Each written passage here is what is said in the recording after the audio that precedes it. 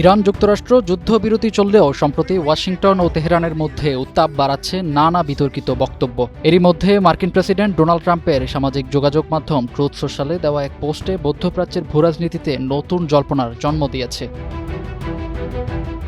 নিজের সামাজিক যোগাযোগ মাধ্যম ট্রুথ সোশ্যালে কৃত্রিম বুদ্ধিমত্তা বা এআই দিয়ে তৈরি করা একটি ছবি শেয়ার করেছেন ডোনাল্ড ট্রাম্প। ছবিতে দেখা যায় উত্তাল সমুদ্রের ব্যাকগ্রাউন্ডে একাধিক যুদ্ধজাহাজকে পেছনে রেখে ক্যামেরার দিকে আঙুল উঁচিয়ে দাঁড়িয়ে আছেন ট্রাম্প। তার পাশেই রয়েছেন মার্কিন নৌবাহিনীর একজন অ্যাডমিরাল। নেটিজেনদের নজর কেড়েছে যুদ্ধজাহাজগুলোতে উড়তে থাকা ইরানের পতাকা, যা তেহরানের প্রতি সরাসরি এক প্রতীকী বার্তা বলে মনে করছেন বিশ্লেষকরা। ছবির ক্যাপশনে ট্রাম্প লিখেছেন, it was the calm before storm, যার বাংলা অর্থ ঝড়ের আগের নীরবতা। তবে এই পোস্টের পেছনে সুনির্দিষ্ট কোনো ব্যাখ্যা দেননি মার্কিন প্রেসিডেন্ট।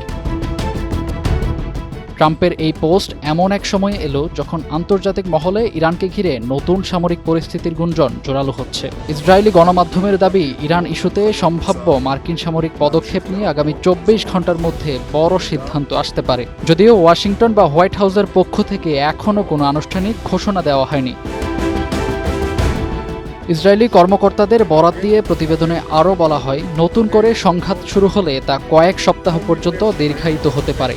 হঠাৎ করেই ট্রাম্পের এমন পোস্ট এবং নীতিগত কোনো ব্যাখ্যা না থাকায় সামাজিক যোগাযোগ মাধ্যমে শুরু হয়েছে ব্যাপক আলোচনা সমালোচনা। তবে মার্কিন প্রেসিডেন্টের এই ধরনের পোস্টকে ট্রাম্পের স্বভাবসুলভ মনস্তাত্ত্বিক চাপ সৃষ্টির কৌশল হিসেবে দেখছেন অনেকেই। ফাহিম হৃদয়, টাইমস টুডে।